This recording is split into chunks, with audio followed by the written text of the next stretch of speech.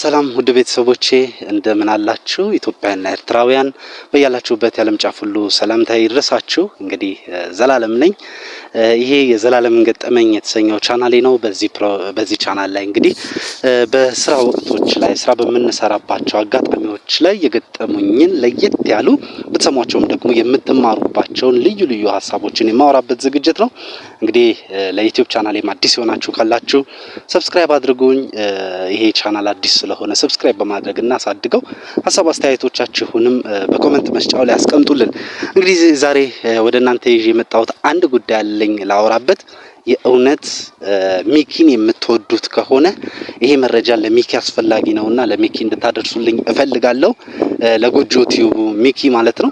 እንግዲህ ሰሞኑን በተወሰኑ ሰዎች ጥቃት እንደደረሰበት ተናግሮ ነበረ። ታግቶም ነበረ። በመንፈሳዊ ሰዎች ነው የታገተው የነበረው።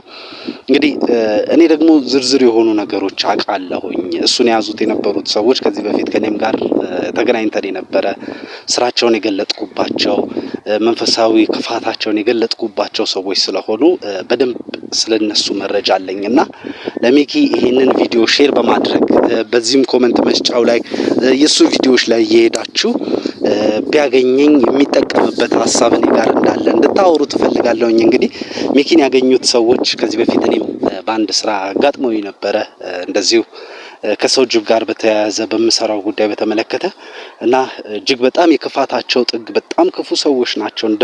እንደምታስቡት ቀላል የሚባሉ ሰዎች አይደሉምና ምናልባት ዛሬ የተለቀቀ ስለመሰለ ዛሬ ነፃ የሆንክ ስለመሰለ ነገ ተመልሶ የሚመጣ ነገር የለም ብለህ እንዳታስብም ስለምፈልግ ነው ይሄንንም ቪዲዮ መስራት የፈለኩት። ምክንያቱም አይቻለው ቪዲዮን የለቀቀውን ቪዲዮንም አይቻለው። ራስን እንደውም መሀል ላይ ሁሉ ስትቃዥ አይቻለውና እነዚህ ነገሮች እኔ ከዚህ በፊት ያስተናገድኳቸው እኔም ላይ የደረሱብኝ ነገሮች ስለሆኑ የእውነት ውድ ቤተሰቦቼ ሚኪን ተጨንቃችሁለትም ስላየውኝ ስለነበረ ከዚህ በፊትም በጣም እንደምትወዱትም ስለማቅ ነው ይሄ እኔ ጋር ያለውን መረጃ መስማት አለበትና በቻላችሁት መጠን ወደሱ አድርሱ።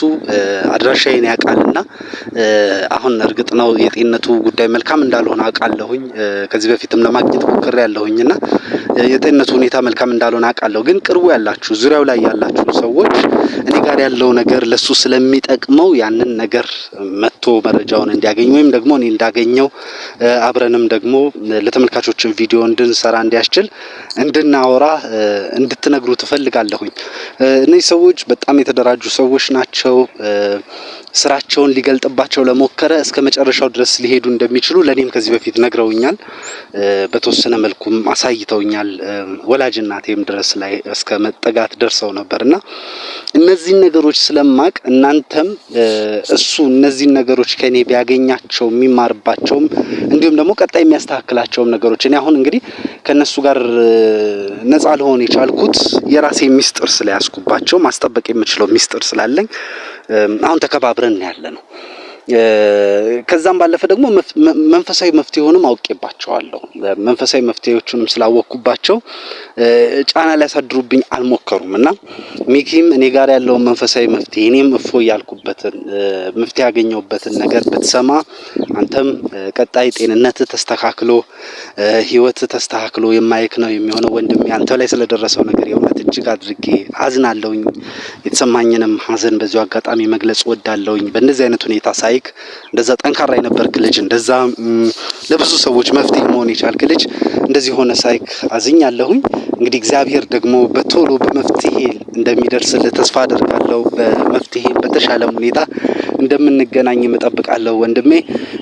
እንደውም እሱ እንዲገኝም ደግሞ አስተዋጽኦ ያደረጋችሁ ስትጨነቁም የነበራችሁ እንግዲህ በተመሳሳይ ስራ ዘርፍም ላይ ስላለን ላመሰግናችሁ እወዳለሁ። ነግበኔ ነው እንደዚህ አይነት ነገሮች ሲመጡ ነገ እኔም ሊገጥሙኝ የሚችሉ ነገሮች ስለሚሆኑ ያንን አውቃችሁ ላገዛችሁትም ለደገፋችሁትም ምስጋናዬ ከልብ ነው። የእውነት ሚኪ በቅርቡ እንደማገኝ ተስፋ አደርጋለሁ። ተሽሎህም እንደምትቆም ተስፋ አደርጋለሁ። እየጸለይኩልህ ነው። ሁሉም ቤተሰቦቼም እኔም እየጸለዩልህ ነው ያሉትና ተሽሎክ በሰላም እንገናኛለን። እንደነገርኳችሁ ግን ውድ ቤተሰቦቼ እኔም መልእክት አስቀምጬለታለሁ። እሱም ደግሞ መልእክቱን አይቶ ከመጣ እንግዲህ እንገናኛለን። ወድሃለሁ ወንድሜ። እግዚአብሔር ይማርክ። ሙሉ ጤንነት ተመልሶ በሙሉ ጤነኝነት ቆመህም ወደ ስራ እንደምትመለስ ተስፋ አደርጋለሁ። እንግዲህ ቤተሰቦቼ ይሄንን መልእክት ለማስተላለፍ ነው ወደ እናንተ የመጣሁት። ስለነበረን ቆይታ እጅግ አድርጌ አመሰግናለሁ። እንደነገርኳችሁም ይሄ ዩቲዩብ አዲስ ስለሆነ ሰብስክራይብ አድርጉ። ሀሳብ አስተያየቶቻችሁንም በኮሜንት መስጫ ላይ አስቀምጡ። ስለነበረን ቆይታ በድጋሚ አመሰግንኩኝ። በሌላ ቪዲዮ እስከምንገናኝ ቸር ቆዩን።